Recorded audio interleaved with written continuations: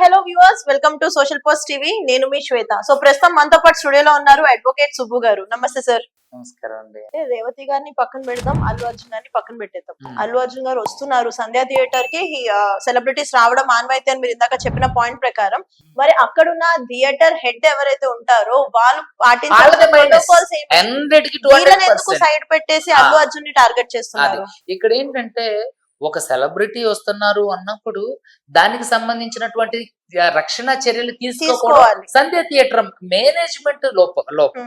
So management లోపం వల్ల జరిగిందే రేవతి గారి మరణం.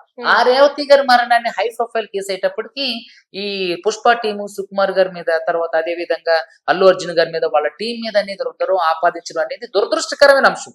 అంతకుముందు కూడా చాలా మంది హీరోలు ఆడియో ఫంక్షన్స్ లో, సినిమా థియేటర్లు చనిపోవడం జరిగింది. కానీ వాళ్ళెవరికి ఆపాదించిన ఒక కేసుని అల్లు అర్జున్ గారు లాంటి ఒక వ్యక్తి మీద ఆపాదించడం అనేది నిజంగా సంఘటన నుంచి చూసుకుంటున్నట్లయితే గనక ఇది సినీ రాజకీయమో లేకపోతే పర్సనల్ ఫ్యామిలీ పాలిటిక్స్ ఏ రకంగా తీసుకోవాలంటారు? దీన్ని ఖచ్చితంగా ఫ్యామిలీ పాలిటిక్స్ గానే తీసుకోవచ్చండి. ఏంటంటే సినీ రాజకీయం అనేది ఇప్పుడు కాంగ్రెస్ గవర్నమెంట్ అనేది వ్యతిరేకం అనేది నేను అయితే అన్నాను. ఎందుకంటే కాంగ్రెస్ గవర్నమెంట్ ప్రజల గవర్నమెంట్ కాబట్టి ప్రజలు కాంగ్రెస్ గవర్నమెంట్ ని ఎన్నుకోవడం జరిగింది 10 సంవత్సరాలు బీఆర్ఎస్ ప్రభుత్వం తర్వాత. సో అలాంటప్పుడు ఒక ప్రజాస్వామ్యం కలిగినటువంటి కాంగ్రెస్ గవర్నమెంట్ ఇలాంటి ప్రతీకార చర్యలు తీసుకుంటుందంటే దాన్ని నేను అసలు ఒప్పుకోను. అదే విధంగా ఐకాన్ స్టార్ అల్లు అర్జున్ గారి మీద రేవతి గారి కుటుంబం వాంటెడ్లీ పెట్టిందంటే అది కూడా కాదని నేను అంటా. ఏంటంటే ఇప్పుడు రేవతి గారి కుటుంబానికి కొంతమేర ఎక్స్క్రేషన్ ప్రకటించడం, వాళ్ళని టేక్ కేర్ చేయడం అనేది జరిగినప్పుడు వాళ్ళు ఇంకా ఇలాంటి చర్యలు ఏంటంటే ఇప్పుడు అసలు అంటే సంబంధమే లేని వ్యక్తి మీద ఒక సినిమా స్టార్, అతను ఒక సెలబ్రిటీ, అతని పని ఏంటి సినిమా తీయడం, అది ప్రేక్షకులను ఎంటర్టైన్ చేయడం. అలాంటి పనిలో ఉన్నటువంటి ఒక వ్యక్తి ఈ సినిమా తీయటం వల్ల వేరే వాడు చనిపోయారని దాన్ని ఏదో అంటే ఒక అంశం, అసలు సందర్భమే లేని అంశాన్ని అతనికి ఆపాదించడం, దీనికి రాజకీయ రంగు పొలమడం అనేది నిజంగా చాలా బాధాకరమైన అంశం అని చెప్పేసి నేను మీ వేదికగా మాట్లాడుతున్నాను. అయితే ఈ కేసు విషయానికి వస్తే 105 సెక్షన్ ఏదైతే పెట్టారో ఇది నాన్ బెయిలబుల్ అంటున్నారు. అలానే 10 years జైలు శిక్ష ఉంటుంది అని సంథింగ్ ఇవన్నీ చెప్పుకుంటూ వస్తున్నారు. ఇవి ఎంతవరకు నిజం అంటారు? అంటే 10 years వరకు ఖచ్చితంగా. అంటే పోలీసు ఇప్పుడు ఐఓ ఎవరైతే ఉన్నారో ఇన్వెస్టిగేషన్ ఆఫీసర్, ఆ ఐఓ అక్కడ ఉన్నటువంటి ఇచ్చిన కంప్లైంట్ ని బేస్ చేసుకుని, అక్కడ జరిగినటువంటి సందర్భాన్ని బేస్ చేసుకుని సీన్ ని అక్కడ మొత్తం ఇన్వెస్టిగేషన్ చేసి అక్కడ సెక్షన్స్ అనేవి ఇచ్చిన కంప్లైంట్ ఆధారంగా ఇంప్లిమెంట్ చేయడం అనేది జరుగుతుంది. సో కంప్లైంట్ ఏది ఇచ్చినప్పటికీ, ఎఫ్ఐఆర్ ఏది ఫైల్ అయినప్పటికీ కూడా అది కోర్టులో ప్రూవ్ కావాలి. సో కోర్టులో ప్రూవ్ చేసేటప్పటికి ఖచ్చితంగా ఈ కేసు అనేది వీగిపోతుంది అనేది నేను 100కి 200% చెప్పగలను. ఒక న్యాయవాదిగా ఇది ఎంతవరకు నిలవగలిగేది అనేది మాకు ఒక ఐడియా ఉంటుంది కాబట్టి. ఎందుకంటే ఇప్పుడు 105 కానీ, అదే విధంగా సెక్షన్ 118 ఆఫ్ సబ్ క్లాస్ 1 కూడా, ఇంకోటి red with section 3 sub class 5 కూడా పెట్టారు. సో ఏంటంటే ఈ సెక్షన్ 3 సబ్ క్లాస్ 5 అనేది ఏంటంటే రెడ్ విత్ అంటే కామన్ ఇంటెన్షన్, కామన్ ఇంటెన్షన్ తో, అంటే ఒక group of people common intention తో కలిగించే నష్టాలకి వేసే శిక్షలు అన్నట్టు. సో ఇవన్నీ కూడా ఏంటంటే కామన్ ఇంటెన్షన్ తో జరిగింది కాదు, అది యాక్సిడెంటల్ గా జరిగింది కాబట్టి కోర్టును దీన్ని పరిగణలోకి తీసుకుని ఈ సెక్షన్స్ అనేది కొట్టేయడం జరుగుతుంది. అదే విధంగా ఇది కొట్టేసేంత వరకు కూడా వెళ్ళకోకుండా మధ్యలోనే రాజీ మార్గం జరగడానికి ఎక్కువ అవకాశాలు ఉన్నాయని చెప్పి ఒక న్యాయవాదిగా నా అంచనా. ఓకే, కానీ ఎందుకు సెలబ్రిటీస్ మీద ఏ కేసెస్ ఇలా ఫైల్ అయినా కానీ వాళ్ళని హెల్త్ చెకప్ కి ఎందుకు తీసుకెళ్తారు?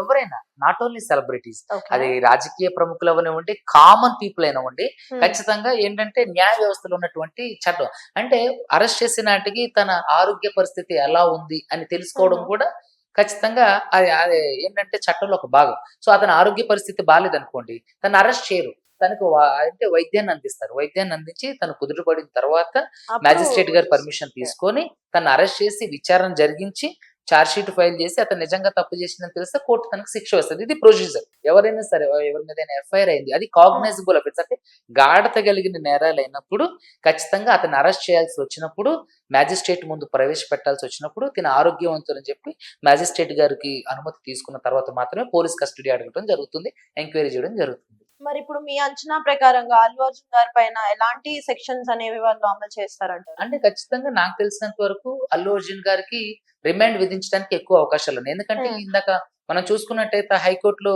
మధ్యంతరంగా ఆయన అల్లు అర్జున్ గారు నా పైన వేసిన కేసును కొట్టివేయడానికి క్వాష్ చేస్తే అంటే దీని క్వాష్ ని మేము కొట్టేయలేమని చెప్పేసి దాన్ని తీసేయడం జరిగింది.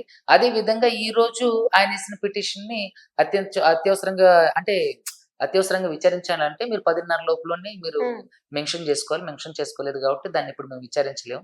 అంటే ఇప్పుడు మధ్యంతరంగా అతని అరెస్ట్ ని నిలిపివేయాలని అడగట్లేదు కానీ అతని కస్టడీని పోలీసులకి ఇవ్వద్దు అని చెప్పి అని అడగడంతో పోలీసుల అభిప్రాయం తెలుసుకొని మేము 2:30 తర్వాత తీర్పు అంటే మా అభిప్రాయం తెలుపుతాం అని చెప్పేసి అని అన్నారు. అయితే ఇప్పుడు గాంధీ హాస్పిటల్ అంటే చిక్కడపల్లి పోలీస్ స్టేషన్ అంటే గాంధీ హాస్పిటల్ ప్రిన్సెస్ కాబట్టి అక్కడికి చెకప్స్ కి తీసుకెళ్లి అక్కడ నుంచి నాంపల్లి కోర్టుకు తీసుకెళ్తారు. ఇప్పుడు నాంపల్లి కోర్టులో జరిగే లీగల్ ఇష్యూ ఏంటంటే ఇప్పుడు హైకోర్టు పరిశీలనలో ఉంది కాబట్టి ఇప్పుడు నాంపల్లి కోర్టులో ఉన్న జడ్జి ఖచ్చితంగా హైకోర్టు నుంచి ఎటువంటి ఉత్తర్వులు వచ్చేంత వరకు ఆయన ఎటువంటి నిర్ణయం తీసుకోలేరు అనేది యాజ్ అడ్వకేట్ గా నాకు తెలిసిన అంశం. సో హైకోర్టు నుంచి ఎటువంటి ఉత్తర్వులు వచ్చేది లేదంటే ఎటువంటి తదుపరి ఆదేశాలు వచ్చేంత వరకు నాంపల్లిలో కూడా ఆయనకి ఎటువంటి విచారణ జరగదు. అది ఒకవేళ అతని మీద ఏదైనా యాక్షన్ తీసుకోవాలన్నా సరే తదుపరి హైకోర్టు ఉత్తర్వులు వచ్చేంత వరకు తీసుకోదు.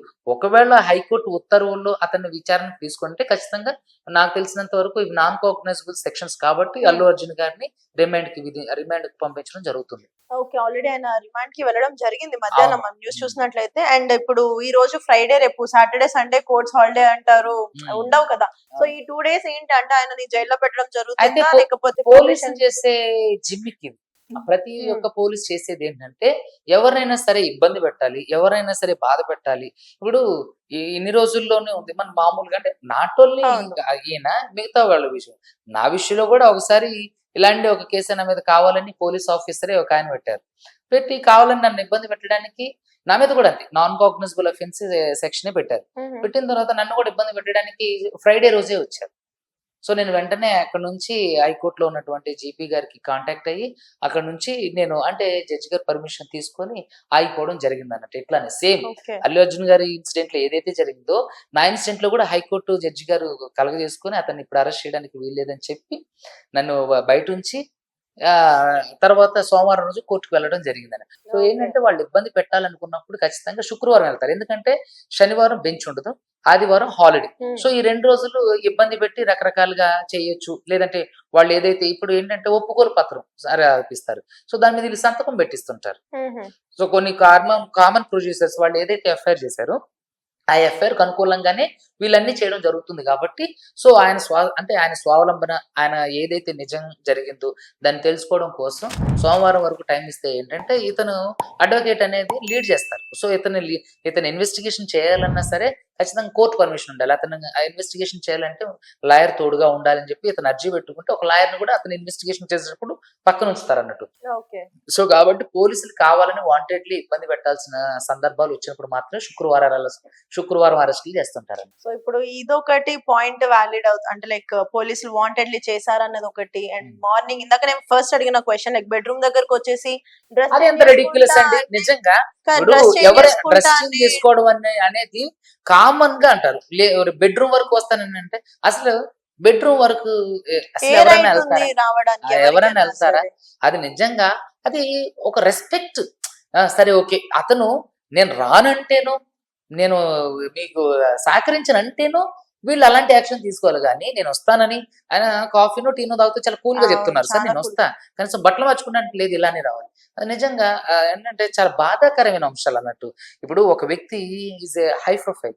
సో అలాంటప్పుడు తనకి కొన్ని కామన్ గా కొన్ని గౌరవాలు అనేది ఇవ్వాలనేది నా ఉద్దేశం. అతనికనే కాదు ఎవరికైనా సరే తను అడిగింది ఏంటంటే నేను బట్టలు మార్చుకొని వస్తాను, మీకు సహకరించడం అంటలేదు, మీరు అరెస్ట్ చేయడానికి వీల్లేదు అంటలేదు, మీరు తీసుకెళ్తాను నేను ఒప్పుకోను అని చెప్పి అతను తలుపులు వేసుకొని మిగతా రాజకీయ నాయకులాగా లేడు. నేను వస్తా సార్ నేను బట్టలు మార్చుకుంటా అని చెప్పినా సరే బాత్రూమ్ అంటే బెడ్రూమ్ వరకు వస్తుంటే అది కరెక్ట్ గా సార్ అని నిజంగా ఇది చాలా బాధాకరం. దీంట్లో పోలీసులు అత్యుత్సాహం చూపించారని చెప్పొచ్చు. యా సార్, అంటే ఈ పాయింట్స్ ఏవైతే ఉన్నాయో అంటే వాంటెడ్లీ పోలీసులు చేయడం, ఇలా బెడ్రూమ్ దాకా వస్తామన్నా మాట్లాడడం అంటే ఇంటర్నల్ ఫ్యామిలీ పాలిటిక్స్ ఎగ్జాక్ట్లీ దీంట్లో ఉన్నాయి అనేదే దీంట్లో మనకు కనిపిస్తుంది. ఏ కాయిన్ మేబీ కాదు సార్ ఆబ్వియస్లీ కనిపిస్తుంది. సో ఎలాంటి అయ్యో అలా అనడం వల్ల ఇప్పుడు మనం ఇప్పుడు పవన్ కళ్యాణ్ గారి ఫ్యాన్స్ కి వ్యతిరేకం అవుతామండి బాబు. No, no. చూడండి, ఇక్కడ నేను ఏ ఇక్కడ ఫ్యాన్స్ ని హర్ట్ హర్ట్ చేయట్లేదు మేము. పైకి కనిపిస్తున్నది ఆబ్వియస్లీ ఫ్యామిలీ పాలిటిక్స్ ఇంటర్నల్ నడుస్తున్నాయి దీంట్లో అనేది అర్థమవుతుంది చూస్తుంటే.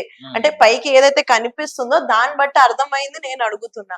సో అంటే ఎలాంటి రాజకీయాలు ఇందులో ఇన్వాల్వ్ అయి ఉంటాయి మీ అభిప్రాయం ప్రకారం? నాకు నో కామెంట్స్ అండి. ఎందుకంటే నేను చాలా ప్రశాంతమైన జీవితాన్ని గడపాలనుకుంటుందా. ఇప్పుడు ఈ కాంట్రవర్షియల్ ఎదుర్కోవాలని నాకే తెలియదు. మీ అందరికీ తెలిసిందే, అది ఓపెన్ బుక్ సీక్రెటే.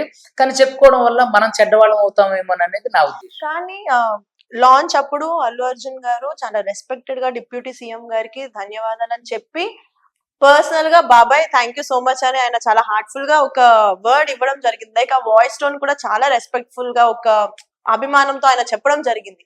చాలా మంది ఇప్పుడు ఏమంటున్నారంటే పవన్ కళ్యాణ్ గారు పెట్టిన ట్రోల్ ని ఇప్పుడు ఏ రకంగా తీసుకోవాలి? అయితే నాకు తెలిసినంత వరకు పవన్ కళ్యాణ్ గారు కూడా దానికి రెస్పెక్టబుల్ గానే వాళ్ళ మధ్య ఉన్న బ్లడ్ రిలేషన్ ని గుర్తుపెట్టుకుని ఆయన కూడా రెస్పెక్టబుల్ గానే ఆయనకి అంటే అతనికి అంటే శుభాకాంక్షలు తెలిపినట్టే నాకు అనిపించింది తప్ప దాంట్లో ఎటువంటి చెడు ఉద్దేశం లేదు. పవన్ కళ్యాణ్ గారు ఇచ్చినటువంటి రిప్లైలో పవన్ కళ్యాణ్ గారు ఇచ్చినటువంటి రిప్లైలో ఎటువంటి చెడు ఉద్దేశం లేదు ఆయన. ఎందుకంటే పవన్ కళ్యాణ్ గారు నాకు తెలిసినంత వరకు ఇప్పుడు ఒక మంచి లీడర్, అదే విధంగా ప్రజా సమస్యలు అంటే ప్రజాక్షేత్రంలో పోరాడుతున్నటువంటి వ్యక్తి. సో అతను ఎప్పుడు కూడా తన కుటుంబం అందులోనూ తన రక్త సంబంధం కాబట్టి ఎప్పుడు కూడా ఆయన శుభాకాంక్షలే తెలుపుతారు తప్ప అతన్ని అంటే టార్గెటెడ్ గా చేసి తన్ని ఇబ్బంది పెట్టి ఇబ్బందులు గురి చేసే వ్యక్తి కాదు. పవన్ కళ్యాణ్ గారు ఇస్ ఎ లెజెండరీ. అతను మంచి గొప్ప నాయకుడు, అంటే మంచి నాయకుడు. నేను ఇంకేమంటున్నానంటే ఆయన ఒక విజనరీ నాయకుడు. సో అలాంటి ఒక వ్యక్తి అల్లు అర్జున్ గారిని ఇలా చేస్తారని అనడం, వేరే వాళ్ళు చెప్పిన మనం నమ్మడం అనేది ఇది బుల్షిట్ థింగ్. ఇది ఖచ్చితంగా ఆ అంశానికి సంబంధించింది అయితే కాదు. ఇందులో ఏంటంటే అల్లు అర్జున్ గారు హై ప్రొఫైల్ అవడంతో దానికి కొంచెం హైప్ క్రియేట్ అయింది. అదే విధంగా కొన్ని చీకటి శక్తులు అతనికి ఎవరైతే పడరో వాళ్ళు ఈ కేసుకి సపోర్ట్ చేస్తున్నారు అనేది నా ఉద్దేశం తప్ప ఖచ్చితంగా ఇక్కడ మీరు చూసినట్లయితే 1000 కోట్లు గ్రాస్ దాటిపోయింది అల్లు అర్జున్ గారి 5 days లోనే. ఇది మన తెలుగు అంటే మన ఇండియాలోనే మొట్టమొదటి ఫిల్మ్. సో కాబట్టి ఇలాంటి ఒక సినిమాలు అనేవి ఇంకా అనేకం వచ్చి మన తెలుగు ఫిలిం ఇండస్ట్రీ అనేది ఒక గొప్ప వెలుగు వెలగనేది ఖచ్చితంగా పవన్ కళ్యాణ్ గారి ఉద్దేశం అయి ఉంటుంది తప్ప అతను ప్రతీకార చర్యలు చేస్తారనేది మాత్రం బుల్షిట్ థింగ్. ఎందుకంటే పవన్ కళ్యాణ్ గారు ఒక విజనరీ నాయకుడు. ఆయన అలా లేకపోతే ఈ రోజు ఆంధ్ర రాష్ట్రానికి డిప్యూటీ సీఎం గా ఉండరు. సో కాబట్టి అది కాదనేది నా ఉద్దేశం. కొన్ని చీకటి శక్తులు ఈ అల్లు అర్జున్ గారి కేసుని ఇట్లా చేయడంలో ఇబ్బంది ఏంటంటే ఖచ్చితంగా ఇందులో రాజకీయ స్వప్రయోజనం కంటే కూడా ఆర్థిక స్వప్రయోజనం ఉంది.